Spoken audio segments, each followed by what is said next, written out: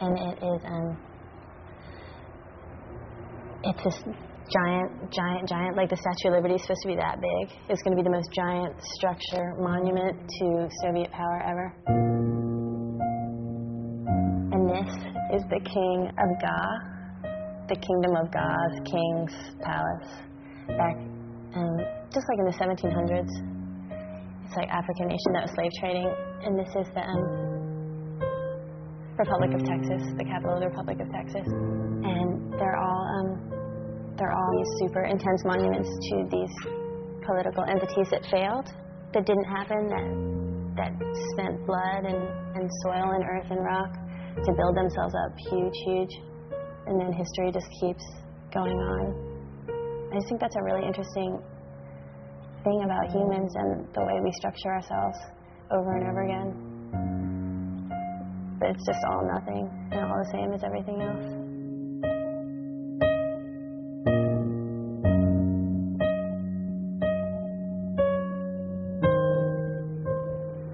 Venue is still it's a street. The Italian on the corner can communicate the same thing I just did at Deitch, you know?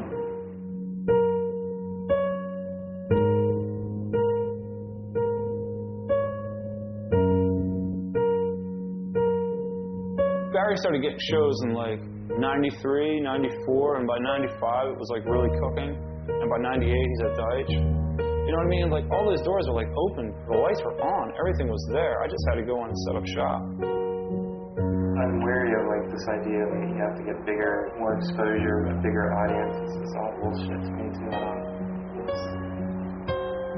What's so great about that, you know? Everyone's sister and uncle, like, wearing a Keith Haring t-shirt. Wow, this is great. What a great accomplishment, you know?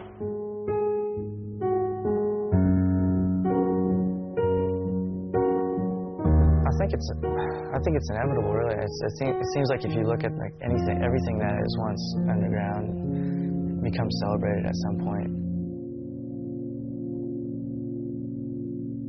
I had started to lose artists to other galleries. A lot of my motivation was to build a space that could compete on the same level as any other gallery in New York, so that the artists that I was working with wouldn't go to other galleries because this gallery was just as good.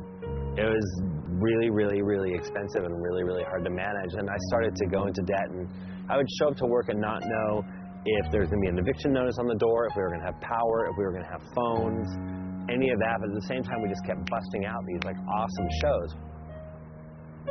So I had a real big chip on my shoulder about what I was capable of and that I could compete with the big boys, and you know, got myself into some serious trouble trying to do that.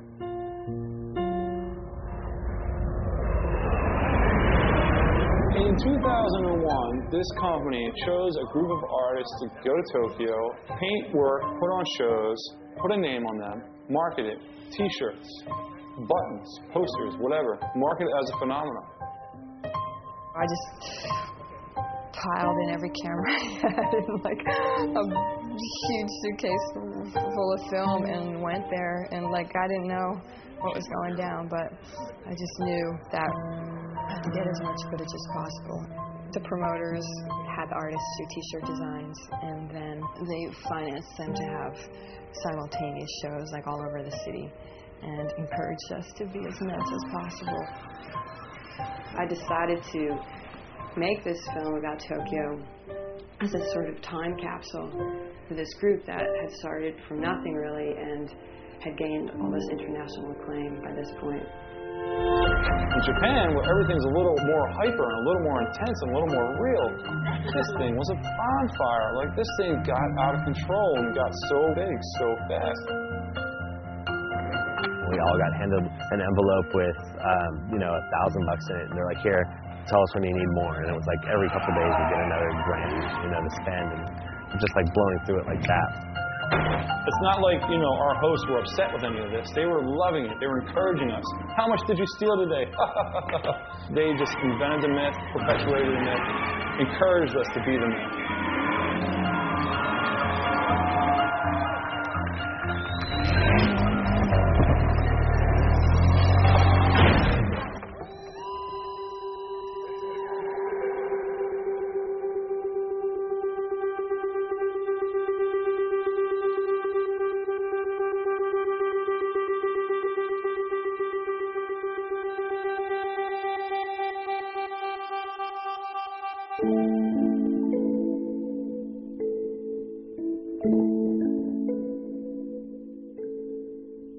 Barry had taken one of the cars that he had used in the Demolition Derby and was driving it around on the streets. It was like his vehicle to get around Tokyo. And we were in the back seat. It was like Barry and maybe like Ed or Thomas was in the front seat, and me and Margaret were in the back seat. And I remember Barry driving really, really crazy, like maybe driving up curbs and stuff, and Margaret just tripping out.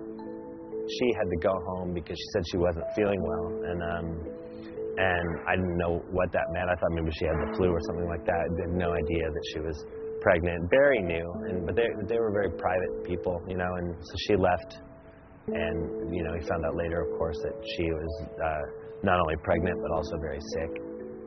The doctors had told her that if she wanted to fight the cancer, she would have to give up the pregnancy, and Margaret wasn't willing to do that. She had her baby, she gave birth to a beautiful daughter, but a couple weeks after that, she was gone. At some point, something opened up in her and just, you know, released this like huge ball of energy that I think is still going. I think that energy is still rolling. Margaret took someone who made a whole world, and you feel like you're watching like this little inventory that she kept making. There's the woman, there's the bird, there's the tree with the leaves, and it kind of just kept growing, you know? There are these awesome girls, and they're skater girls, and they make videos and make zines, and I think Margaret's like one of their flagship people, you know? And it's just rad to see that, like see this whole, like a whole new underground movement of like females like using what, like her tracks that she laid down and like going with it. Yeah, she pedaled to the metal the whole way, start to finish. No regrets at all. When I get down and don't feel like doing art and I feel like giving it up, then the thing that keeps me going is the fact that maybe somebody will learn from what I'm doing.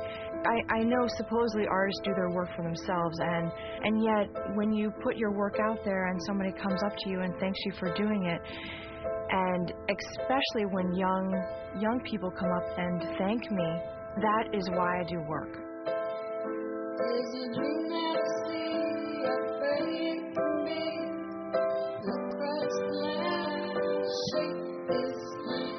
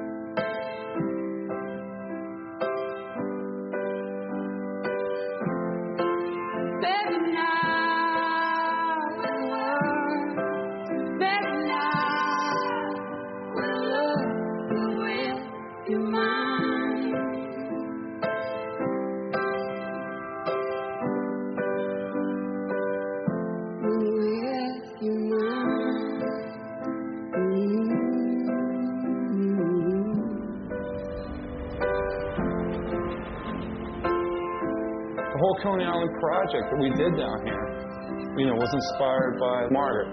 My idea of painting signs was like this completely selfish thing. It was just like, yo, I'm gonna put my name in this spot. People won't really know it's graffiti. It will kind of catch them by surprise, and I'll be long gone. Whereas Margaret said, no, it can be public service, and so that in itself was a spark that, you know, set off 1,000 other revolutions. First mine, and now every other kid that's like thinking of it and doing it. For me, it's like being able to paint like a really good balloon game sign is like as great of a task as I've ever been given.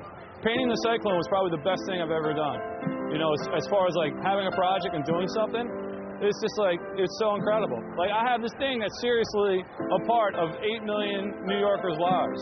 You know, it's something everybody thinks of fondly. Even they broke their back on the friggin' thing. And, you know, I got to paint it.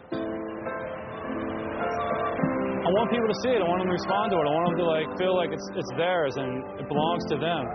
I used to want them to believe, oh, that's Steve's, and that belongs to Steve, and I recognize that as Steve's work. Now I see the real power in them saying, no, that's mine.